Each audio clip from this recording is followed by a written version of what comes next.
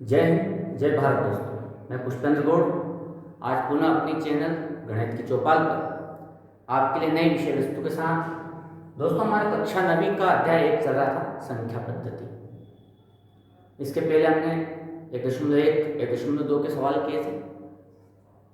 आज हम 1.3 के कुछ सवाल करेंगे, जिसमें 1.3 का पहला सवाल है शांत दशमलव और अशांत अनावर्ती आवर्ती में बदलने का जो सवाल है वो आप मेरा पहला वीडियो देख करके कर सकते हैं, जब हमने परिमेय संख्या का परिचय और शांत दशमलव और अशांत आवर्ती दशमलव को पढ़ा था। ठीक उसके अनुसार हम क्वेश्चन नंबर 2 ले रहे हैं।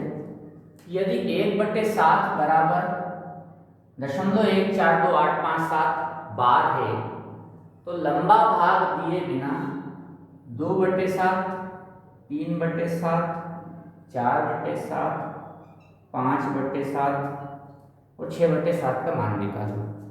भाग नहीं देना है आपको और बिना भाग दिए इसके मान निकालना है। तो दोस्तों सरल सवाल है, क्योंकि हम 2/7 को लिख सकते हैं 2 गुणित 1/7। अब 2 गुणित 1/7 तो 1/7 का मान है 0.142857 बार। बस अब 2 से इसका गुणा कर दीजिए। 2 7 14, 2 5 10 और 11, 2 8 16 और 1 17, 2 दूनी 4 और 1 5, 2 चौक 8, 2 एकम 2। तो ये हो गया आपका 0.2 और उसके ऊपर फिर से बार लगा दी। ऐसे दोस्तों 3 गुणित 1/7, 3/7 को मैं लिख सकता हूँ 3 गुणित 1/7 हमेशा लिख सकते हैं इसको।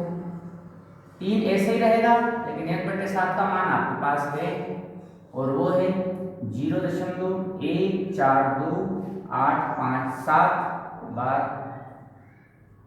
गुणा कर दीजिए। 3 7 21, 3 5 15 और 2 17, 3 8 24 और 1 25, 3 दूना 6 और 2 8, 3 चौक 12, 3 एकम 3 और 1 4, 0.0। बस इसी प्रकार से आगे भी आप भाग दीजिए और यहाँ पर आपको पैटर्न दिखाई देगा दोस्तों। 1/7 में जो अंक हैं वे के वही अंक हैं, लेकिन क्रम रोटेट होता जा रहा है। देखें, अंक नहीं बदले हैं और इनका क्रम आगे पीछे होता जा रहा है। तो ये एक सवाल है। अगला सवाल बड़ा महत्वपूर्ण है, जो अक्सर एग्जाम में आता है और पूछा जाता है, वो है अशांत आवर्ती दशमलव को परिमेय संख्या में बदलना। आइए उसका एक सवाल हम हल करते हैं।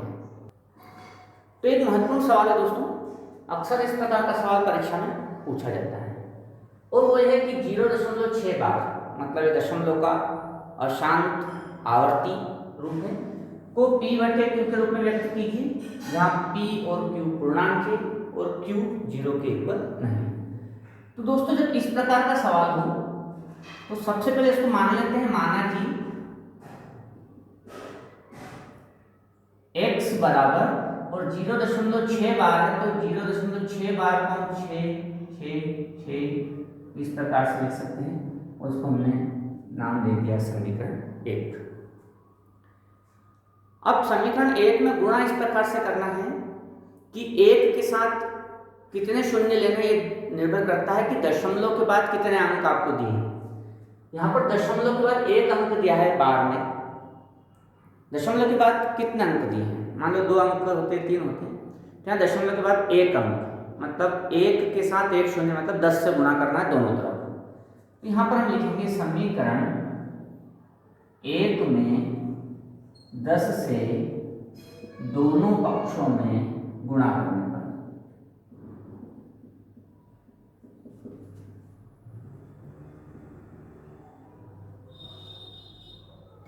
तो दोनों पक्षों में गुणा कर दिया। तो जब मैं 10 से इसमें गुणा करूंगा तो ये 10x बन जाएगा, और जब हम इसमें 10 से गुणा करते हैं तो आप जानते हैं कि जब भी हम 10, 100, 1000 ऐसी संख्या से गुणा करते हैं तो जितने शून्य होते हैं दशमलव उतने अंक सीधे हाथ की ओर आगे बढ़ जाता है, राइट हैंड साइड। यहाँ पर 1 शून्य है तो दशमलव 1 अंक आगे बढ़ जाएगा, 6 के आगे आ जाएगा, तो हमारे पास हो जाएगा 6.666 यह हुई समीकरण 2। अब या तो x का मान यहाँ रख करके भी हल कर सकते हैं, दोनों समीकरण को घटा करके कर सकते हैं। हम समीकरणों को घटा करके इसको हल करेंगे। तो समीकरण 2 में से एक को घटाने पर समीकरण 2 में से हम एक को घटा देंगे तो 10x बराबर 6.666 इसी तरह से आएगा। और समीकरण 1 है x बराबर 0.666 ये भी इस तरह से आएगा। और आप देखेंगे कि हमने जब इनको घटाया तो 10x में से x गया 9x, और दशमलव के बाद जितने 6 हैं उतने ही दशमलव, सेकंड वाले समीकरण में दशमलव के बाद उतने ही 6 उसके नीचे मिल जाते हैं। तो इन सारे 6 में से अगर इन 6 को हम घटाएंगे तो हमें उत्तर 0 ही आएगा। और यहाँ 6 में से 0 गया तो दोस्तों बचा 6। तो आपके पास आया 9x बराबर 6, मतलब x बराबर 6/9। इसको हमने हल किया, x बराबर आया 2/3। इसका मतलब है कि जो 0.6 बार आता है वो 2/3 से आता है। अगर आप 2 में 3 से भाग लगाइए तो आप वापस इस प्रश्न को प्राप्त कर लेंगे। तो इस तरह से इसका परीक्षण हो जाता है। एक सवाल और लेते हैं दोस्तों। यहाँ पर हमने एक और सवाल लिया है इसी प्रकार का 0.47 बार। इसको हमें p/q में बदलना है, जहाँ p और q पूर्णांक है और q 0 के बराबर ना हो। तो ये सेकंड सवाल है, तो इसको भी ऐसे ही मानेंगे। यहाँ पर ध्यान रखना 0.47 बार, मतलब बार केवल 7 के ऊपर है, 4 के ऊपर नहीं है। तो हम इसको मानेंगे, माना कि x बराबर 0.4, और क्योंकि केवल 7 के ऊपर ही बार है इसलिए 7 ही रिपीट होगा।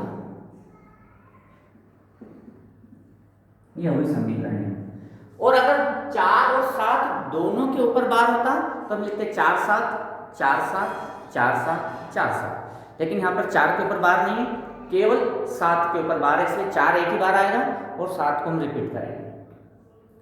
अब गुणा कैसे करना है, तो देखो दशमलव के बाद हमें कितनी संख्या दी, 1 और 2। 2 संख्या दी मतलब 2 जीरो, 1 के साथ 1 के साथ 2 जीरो मतलब 100 से गुणा करना। समीकरण 1 में 100 से गुणा करना।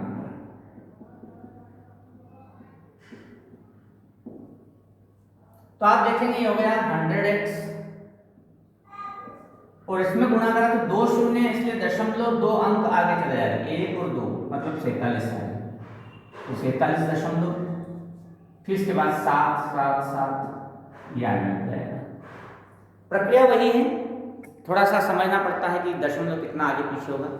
जैसे हमने पहले सवाल में किया था, समीकरण 2 में से एक को घटाने पर, तो समीकरण 2 में से एक को घटाने पर, तो समीकरण 2 है 100x 4 7.777। समीकरण है x 0.4777 और घटा दीजिए। 100x में से x गया तो 99x। अब देखो ये जो 7 हैं इसके नीचे इतने जो 7 हैं वो तो शून्य हो जाएंगे। अब केवल बचेगा 7 में से 4 गया तो 3 दशमलव की जगह दशमलव, और ये हो गया 47.3। तो साथ ही x बराबर हो जाएगा 47.3 बटे 99। अब ये जो 47.3 है ये शांत दशमलव प्रकृति का है, और शांत दशमलव प्रकृति में से दशमलव हटाना आसान है। दशमलव के बाद जितने अंक आए हैं उतना शून्य लगा करके आप दशमलव को हटा सकते हैं, मीन से आपको पास हो गया। अब ये संख्याएं कट रही हैं आपस में, इनको काट दीजिए तो ये आपका सवाल हो जाएगा। और इस प्रकार से आप इन सवालों को हल कर सकते हैं। इसी प्रकार के कुछ और सवालों को लेकर मैं अपने अगले वीडियो में आपके सामने उपस्थित रहूँगा। तब तक आप इन सवालों को थोड़ा ध्यान से कर लीजिए। प्रक्रिया सेम है, कोई अंतर नहीं है, केवल जो कैलकुलेशन है उसमें थोड़ा बहुत अंतर आता है, बाकी कोई परिवर्तन नहीं।